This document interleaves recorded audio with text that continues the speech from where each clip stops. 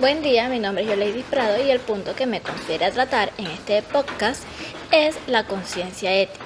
Antes de comenzar a definir qué es la conciencia ética, debemos de tener muy en claro los conceptos conciencia y ética. ¿Qué nos dice qué es conciencia? La conciencia se define como el conocimiento que el ser humano tiene de su propia existencia, de sus estados y de sus actos. Mientras que el concepto de ética la determina como una disciplina filosófica que estudia el bien y el mal y sus relaciones con la moral y con el comportamiento humano.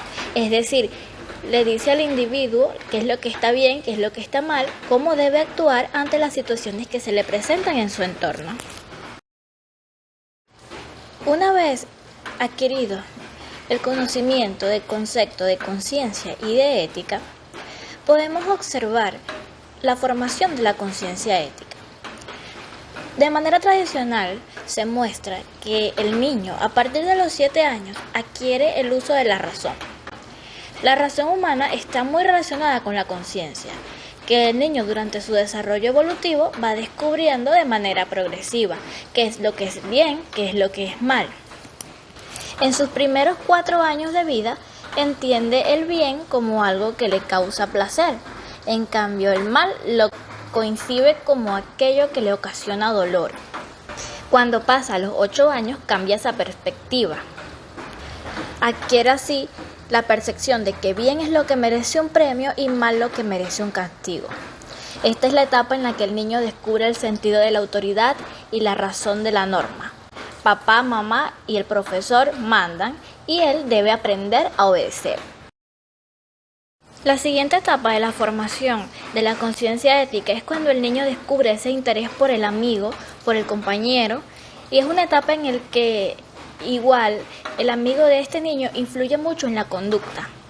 En este momento, el niño del que hablamos descubre la balanza por algo bueno que ha hecho y la crítica por algo malo. Esta crítica será demasiado importante para él y hará que tenga y evalúe cuáles son los buenos amigos y los malos compañeros.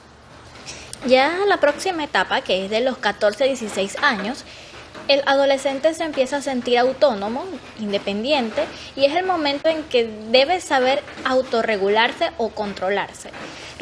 Es decir, hacerse responsable de su conducta ante él, ante sus padres, ante la sociedad. Ya no es el placer o el dolor, ya no es un premio, no es un castigo, no es una balanza ni una crítica lo que debe motivarlo a hacer el bien. Ahora es la coherencia de su conciencia, la conciencia del bien y del mal que se le formó mediante el desarrollo de la conciencia ética que tuvo, lo que le dice lo que es bueno y lo que es malo. Así que, por ende, podemos definir la conciencia ética como el juicio práctico o el dictamen de la razón por el cual la persona juzga lo que aquí y ahora debe hacer, ya porque es bueno, o lo que debe evitar, que es malo.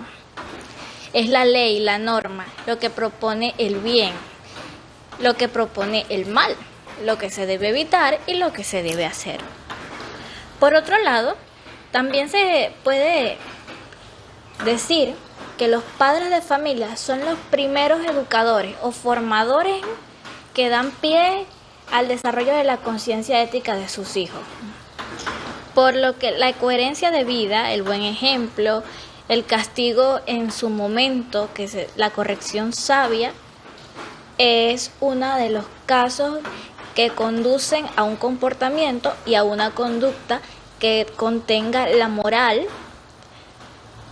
correcta para que este niño, este individuo que se formó, sea una persona destacable en la sociedad, que tenga una ética y unos principios tengan una ética y unos principios intachables. Algunos psicopedagogos formularon principios que ayudan a la formación de la conciencia ética. Estos principios son no prohibirles una cosa un día y permitírselas al siguiente porque estamos de mejor humor, ya que esto desconcierta al niño. No prohibir a un niño lo que se le consiente al otro, ya que hay que dar una explicación y hay que ser justos. no darle tantas órdenes y advertencias que hagan que el niño se sienta perdido y que decida no hacer caso a ninguna. Esto es lo que ocurriría en caso de padres nerviosos. Es decir, si vas a aplicar un castigo, aplícalo y le explicas el por qué estás aplicando el castigo. Pero bueno, si nos ponemos a hablar sobre la conciencia ética, es un tema demasiado extenso, ya que es muy antiguo. Incluso Aristóteles y otros escritores hacían mención de él en sus escritos. Gandhi incluso llegó a afirmar que una vez había desobedecido la ley civil no por querer faltar a la autoridad, sino por obedecer a la ley más importante de nuestra vida, y se refería en su momento a la voz de la conciencia. La ciencia es una disciplina que se encarga de estudiar e investigar con rigor los fenómenos sociales, naturales y artificiales a través de la observación, experimentación y medición para dar respuesta a lo desconocido. Según Edgar Morin, la ciencia es una de las ramas del pensamiento que solo difiere de las demás formas de pensamiento por su modo de aplicación en el campo empírico y su manera hipotético-verificadora de desarrollarse. Por otra parte, es la fuente de la técnica mecánica, organizadora, racionalizadora, moderna y, en cierto modo, segrega la infratextura de la sociedad. La ciencia se ha convertido en la infratextura de la infraestructura. Por otro lado, la palabra conciencia tiene dos sentidos, uno formulado por Rabelais en su precepto La ciencia sin conciencia es la ruina del alma. La conciencia de la que él habla es conciencia moral.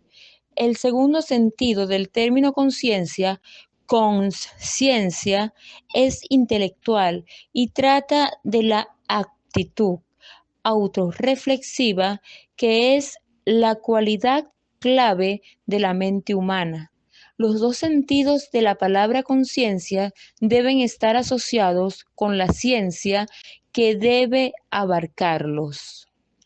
Por otra parte, la ciencia debe reanudar con la reflexión filosófica cuyos motivos giran vacíos al no moler los granos del conocimiento empírico, porque una ciencia empírica privada de reflexión y una filosofía puramente especulativa son insuficientes, y la conciencia sin ciencia y la ciencia con conciencia son radicalmente mutiladas y mutiladoras. Ahora bien, en su argumentación, Edgar Morin muestra que los problemas científicos son también los grandes problemas filosóficos, los de la naturaleza, la mente, el determinismo, el azar, la realidad, lo desconocido, y que estos problemas conciernen a todo y cada uno. Entonces, se necesita comunicación entre la cultura científica y la cultura humanista, la filosofía, y con la cultura de los ciudadanos que pasa por los medios de comunicación, y todo esto requiere esfuerzos considerables de los tres ámbitos. En conclusión, la ciencia es una aventura que requiere la contestación de sus propias estructuras de pensamiento, en un momento crítico en el que el concepto mismo de la ciencia está cambiando. Una transformación en la forma de pensar lo real, una revolución científica embrionaria, un cambio en la visión misma del mundo. Por otro lado, la aventura humana del conocimiento y de la investigación es interrogar sin parar un universo que con cada nuevo conocimiento nos da un misterio adicional y una paradoja adicional.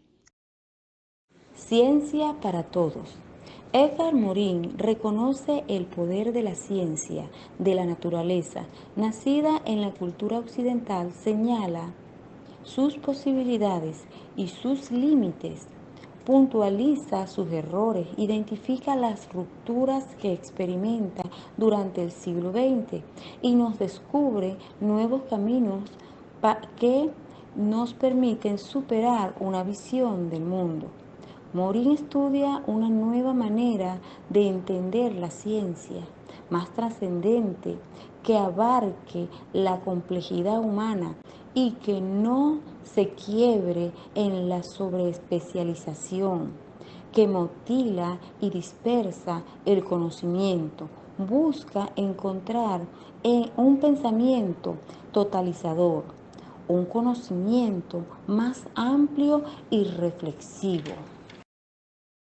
Cabe destacar una de las propuestas de Morin que dice, no tiene intención de limitar el conocimiento de lo humano solo a la ciencia, considera literatura, poesía y arte, no solo como medios de expresión estética, sino también como medios de conocimiento. Tienen la plena voluntad de integrar la reflexión filosófica en lo humano, pero alimentándola de los logros científicos. Fin de la cita. La ciencia es el sector de la vida humana donde todo se halla en revolución. También es el sector que puede revolucionar toda la vida humana. Esto es lo que afirmaba ingenuamente el marxismo cuando se decía socialismo científico. En tal sentido, la ciencia se ha convertido en la infraestructura de las infraestructuras. Así, en el más íntimo tejido de la ciencia encontramos unidas y antagónicas dos infraestructuras, una la psique y el sujeto, la otra el desarrollo técnico y económico. Cabe destacar que Freud y Marx, para tratar una teoría de la doble infraestructura comunicante y rotativa, la dialéctica de las infraestructuras, conoce evidentemente nudos, bloqueos, pero no términos. La ciencia es la nueva infraestructura que desarrolla continuamente la rotación dialéctica del devenir moderno.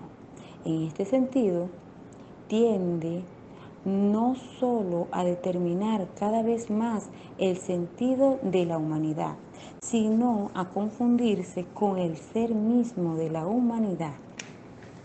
En conclusión, la ciencia es para todos, porque de ella salen las grandes investigaciones que han dado los resultados que han resuelto enfermedades y mejorado la vida moderna del hombre, y seguimos avanzando cada día hacia un futuro moderno.